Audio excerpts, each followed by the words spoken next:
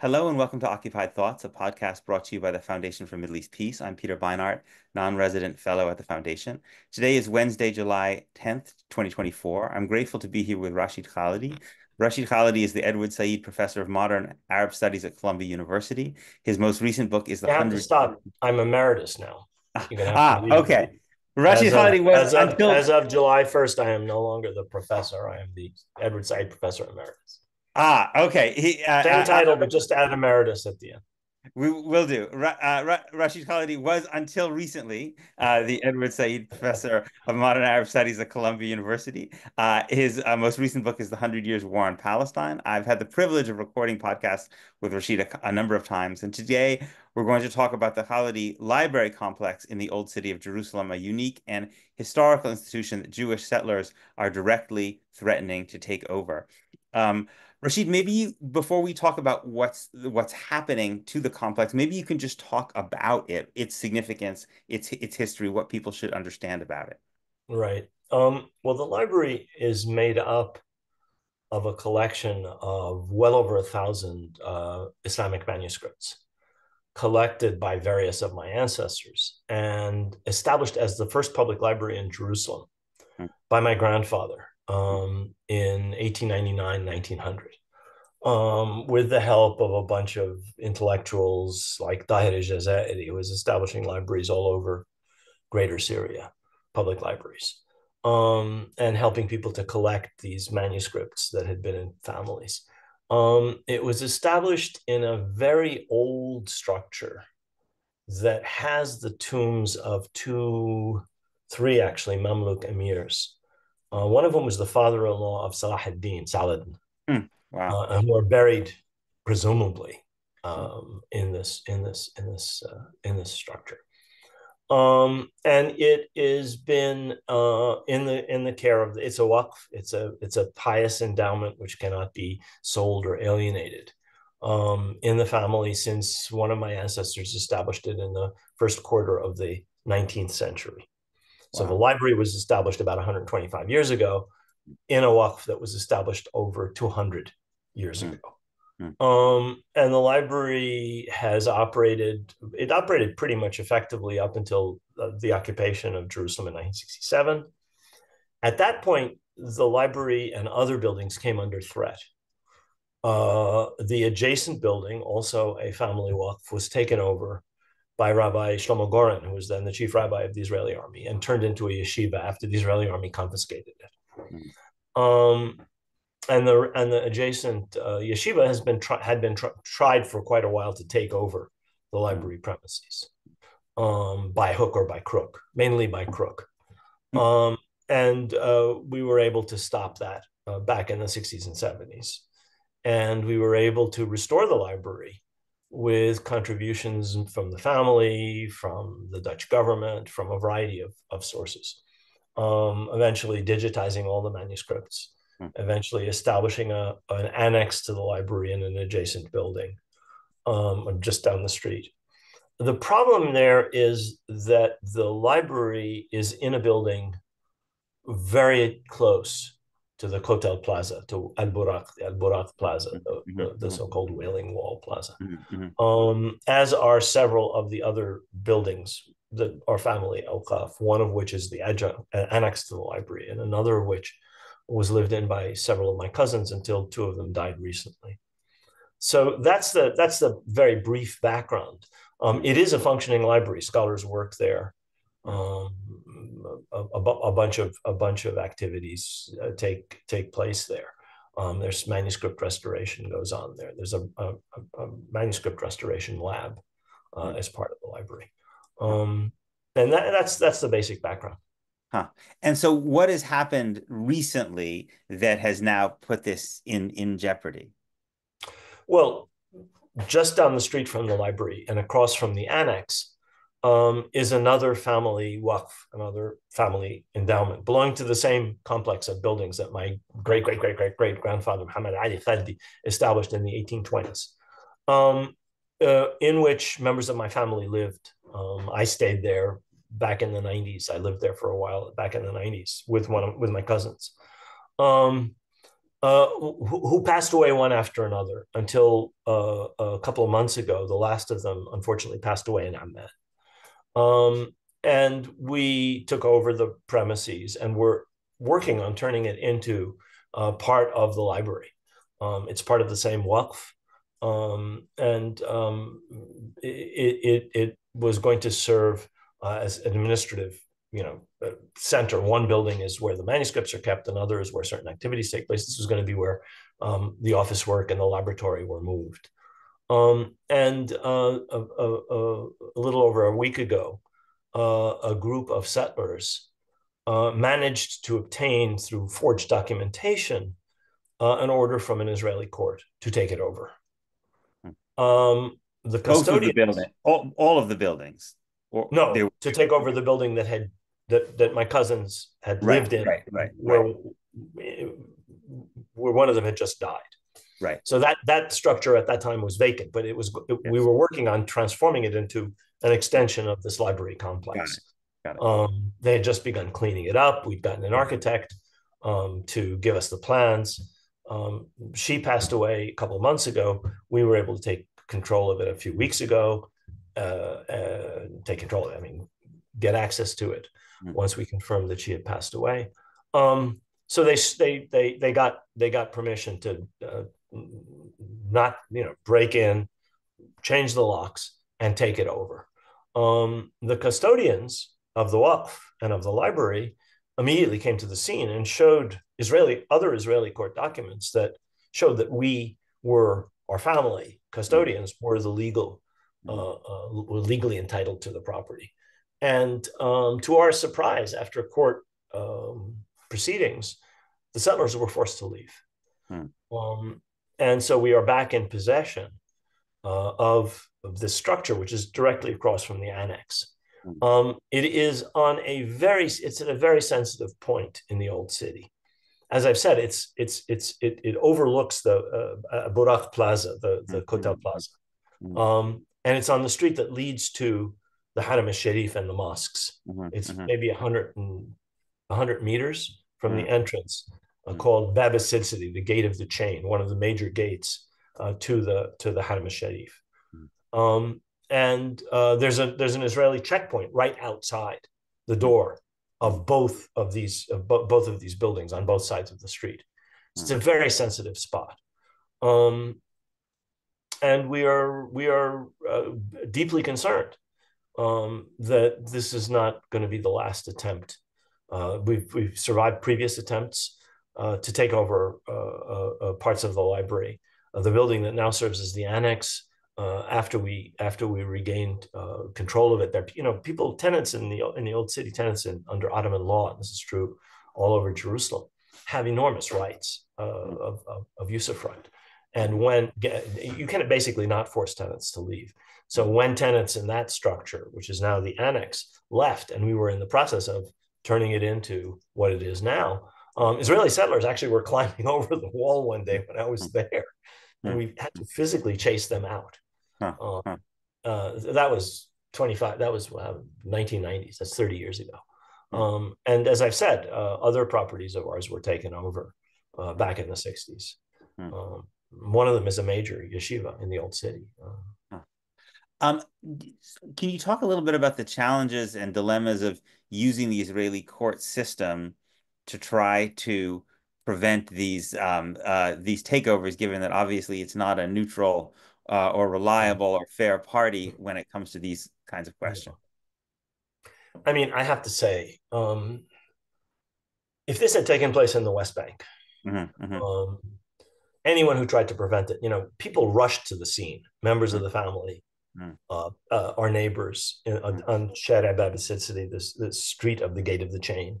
And there was a protest outside of this building that the settlers had taken over. In the West Bank, they just would have shot them dead. They would have tear gassed them, clubbed them, and shot them.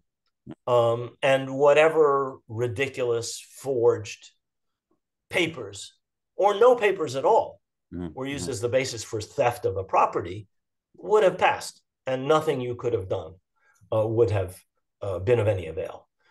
Even in Jerusalem, where you don't have a military government, where the army is not in charge, where Israeli courts supposedly have have jurisdiction, and where East Jerusalem residents are legal residents of the state, even though most of them are not citizens of Israel. Even there, there's no real law.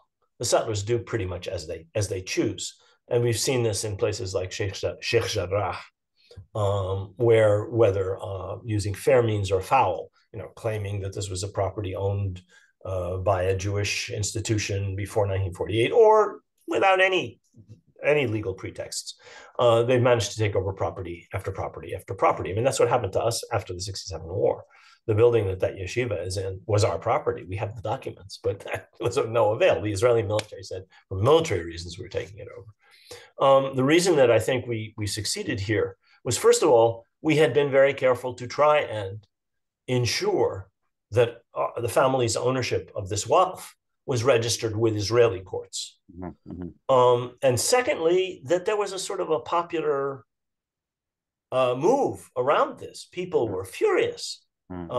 It was, this happens all the time in the old city. Properties are taken over on, as I say, fair means or foul.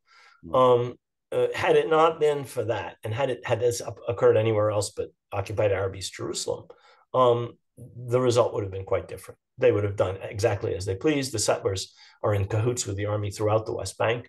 The police, in this case, saw Israeli documents that said we are the owners and said, okay, we go to court. And when we went to court, the court looked quickly at the papers that these thieves presented, and they claimed that my cousin had sold the property after she had already died.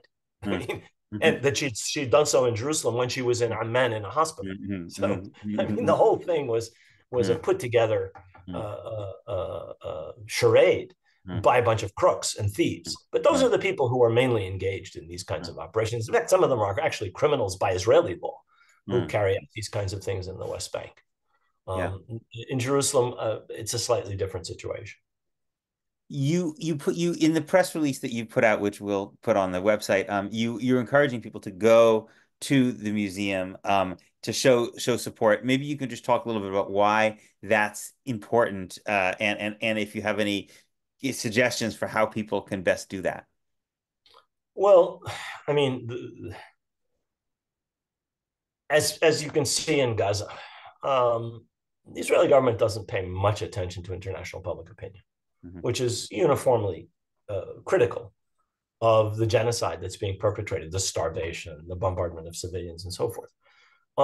It's a little more sensitive to what happens in Jerusalem, because there are foreign consulates there, because it is part of, they annexed it back in '67. And so it's under a different legal regime than the Gaza Strip or the West Bank. And the eyes of the world are on Jerusalem in ways that they sadly are not on Gaza or on distant parts of the West Bank, where the Israeli army is ravaging refugee camps and towns and cities and so on. And it is really important. We had foreign consuls visiting this week, and others have asked to visit. Again, Israel does exactly as it pleases. It takes over properties and buildings and institutions that the European Union has built with European Union funds and just destroys them or takes them over. They don't really care.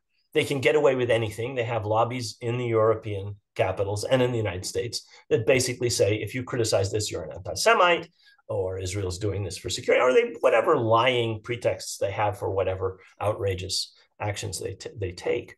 In Jerusalem, it's a little harder for them.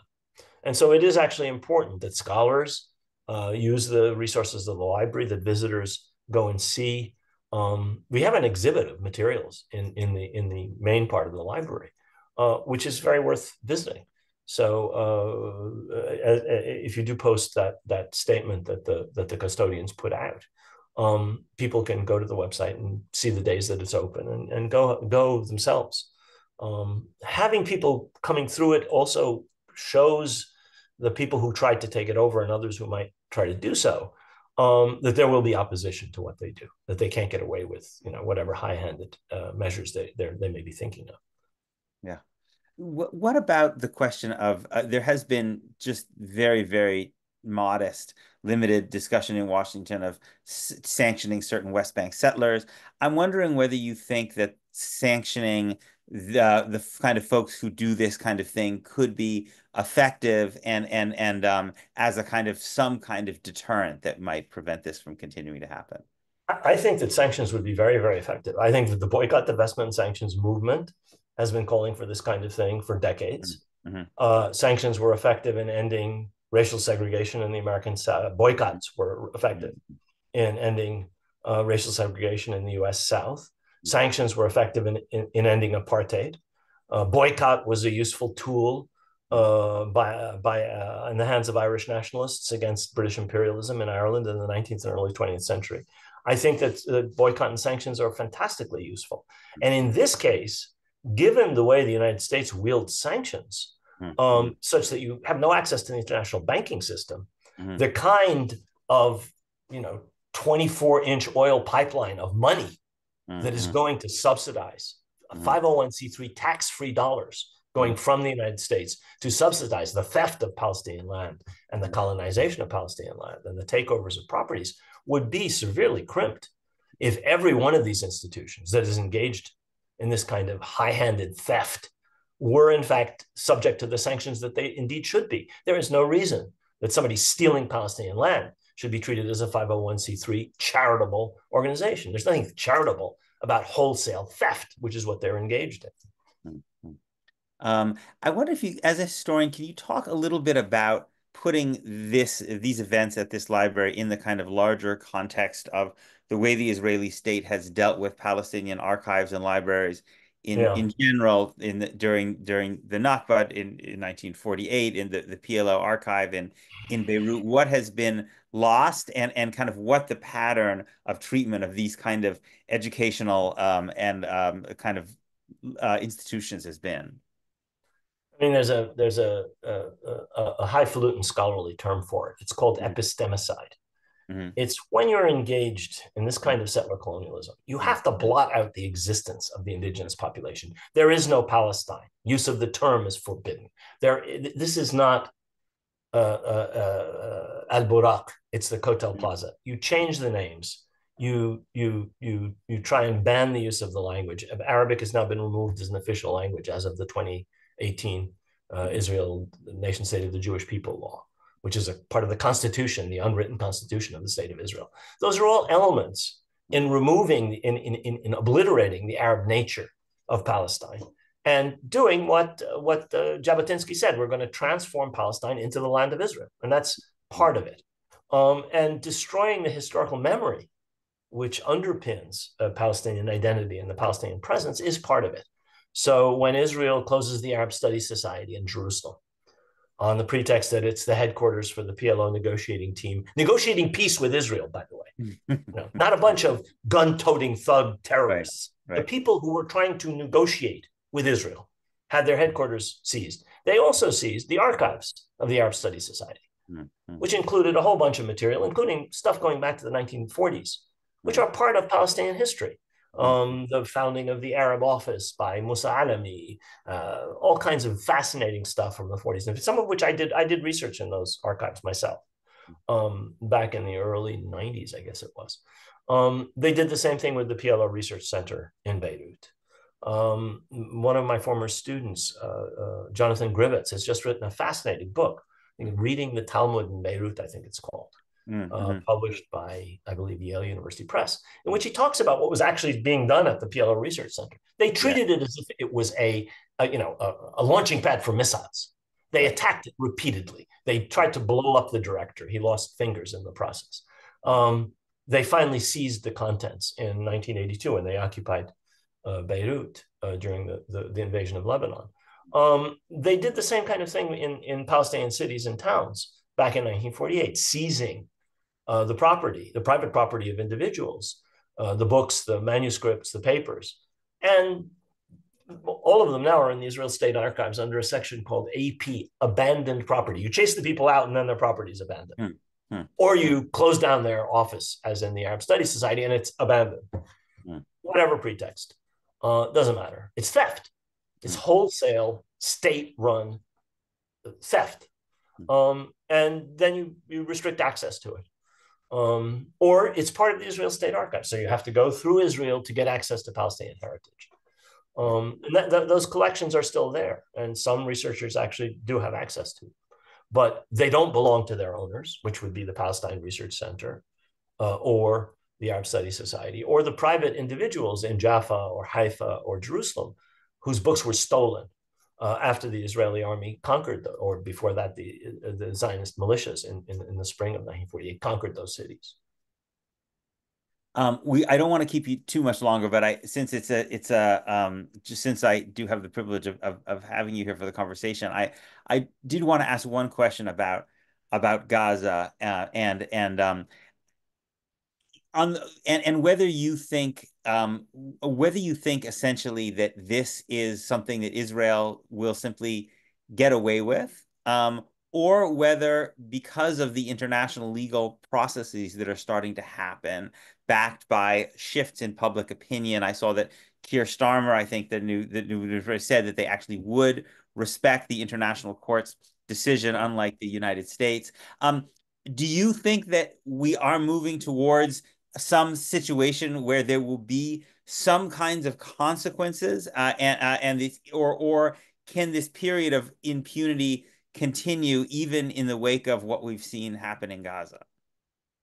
I think until the elites in the West shift, which they have not done, Israel's impunity continues absolutely undiminished. It's lost public opinion, and will lose public opinion to an even greater extent. If you talk about global public opinion, it lost it long ago. Even in the West, it is losing it. You look at all of the polls.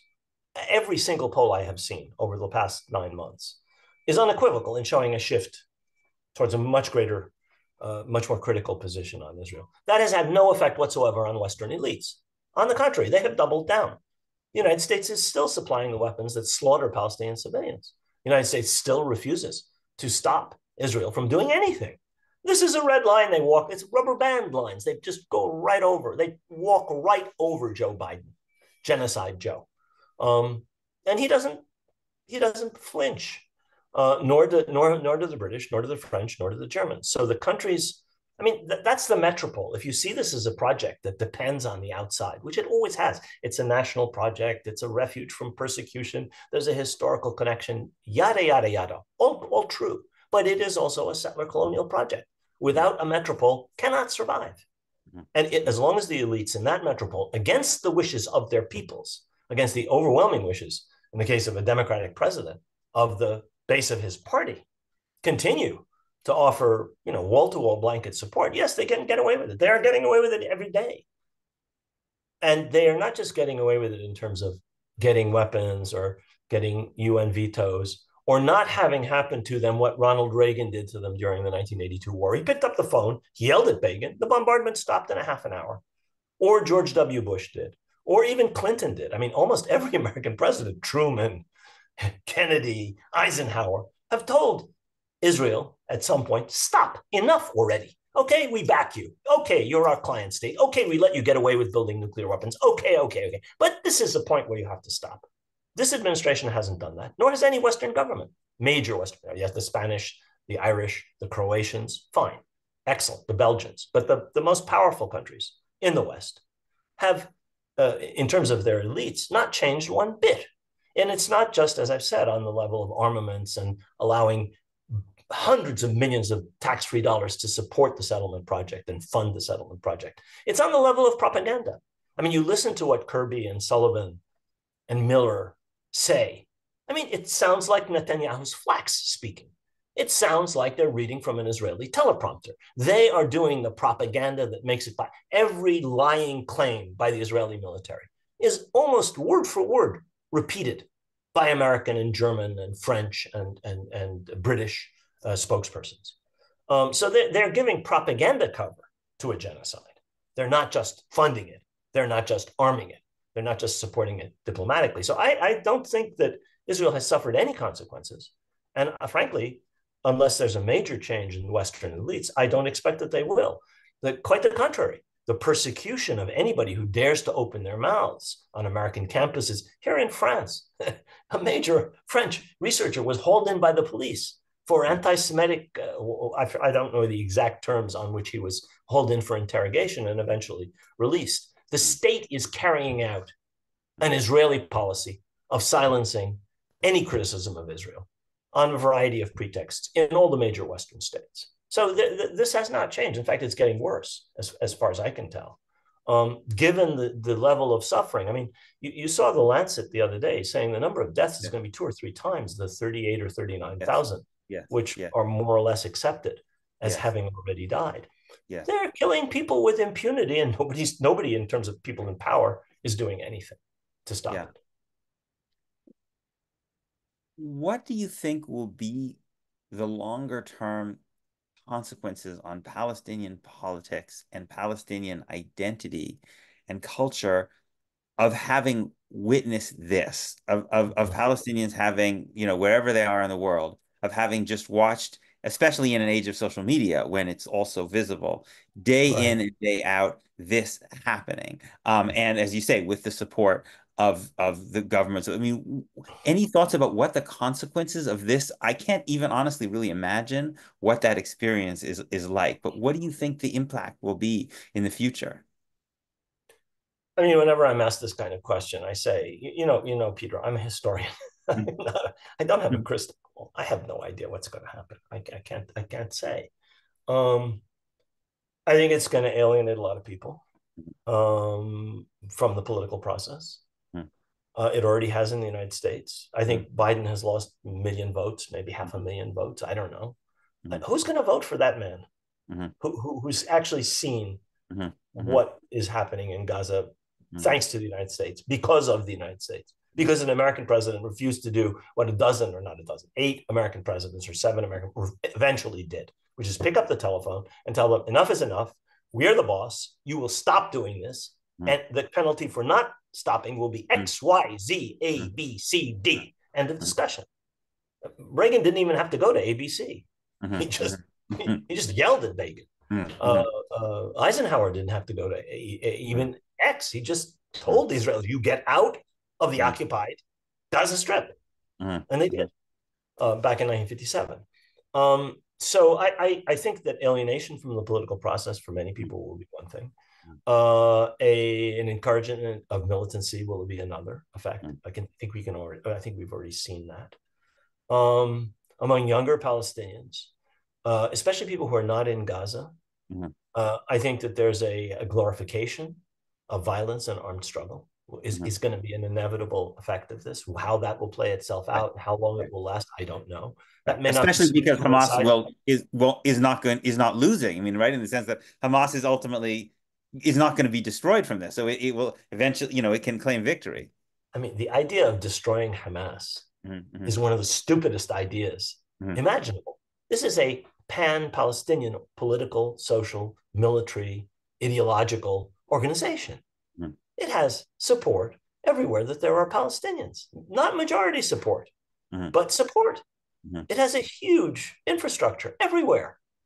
It has been strengthened by this politically. I mean, I cannot imagine anything that could have made Hamas more popular than what Israel has done over the past 9 months. It's not intentional, perhaps, though their support for Hamas in the years leading up to the October 7th attack was intentional. They said, let's support them there and buy them off. And that didn't turn out so well for them. But that is the effect. There's no question. Now, I don't think that is going to necessarily last. Certainly in Gaza, as people, when and if the Israelis stop slaughtering them, which they have shown no sign of doing. I mean, another 3 weeks, another month. We're already in the 10th month of this. Right. When and if they stop slaughtering them, I have a sense that in Gaza, as the polls already show, support for Hamas may be less than in other Palestinian communities. But who knows how that will develop? They are turning Hamas into what was already, in some ways, the strongest political force in Palestinian politics into almost the only force in Palestinian politics by their treatment of it. And the guerrilla wins if the guerrilla doesn't lose. The conventional army loses if it doesn't win. Israel hasn't won. Right. Nothing that they do will stop this. I mean, you read the news from Gaza City today. Israeli soldiers are being killed every day. Yeah. So Yeah. they've destroyed the Hamas battalions. They've killed whatever number of thousands of Hamas fighters, as well as many hundreds and thousands of people who have nothing to do with fighting. They were Right. policemen, or they were bureaucrats, or they were whatever. Right. They're targets of this AI, horrific AI system, which kills X number of civilians for one Right. bureaucrat or one Right. soldier or whatever. All of that notwithstanding, Hamas is still in the field, and Hamas is still boasting in their videos. I mean, you just have to look at their videos and see these people aren't beaten. Quite the contrary. It's the Israeli army that looks as if it's beaten. It's not, but that's the way it looks. Right. And looks are everything in Yes. politics. I mean, people think they're winning when they're not winning. The Israeli army knows it's not. You now have a deep divide between the Yes. military and security establishment that want to stop this war as soon as possible, Yes. and between the political leadership that wants this war to go on as long as possible. And Yes. heaven knows how that will play out. Yeah. Yeah. Rashid, thank you so much for doing this. I really appreciate it. And again, we really want to encourage people to look at the press release, learn about the library, and if you are in Jerusalem, to go see it for yourself. I hope Um, they will. I hope they will. Thanks. and thank you to our listeners for tuning into this episode of Occupied Thoughts. Please make sure to check out the FMP website, fmp.org, for resources related to this podcast and lots of other great content related to Palestine and Israel. And please make sure you are subscribed to this podcast to stay up to date. You can find us on iTunes, SoundCloud, or Spotify. And you can also watch video versions of our podcast, including this one on YouTube. And with that, I'm Peter Beinart signing off until the next episode of FMP's Occupied Thoughts.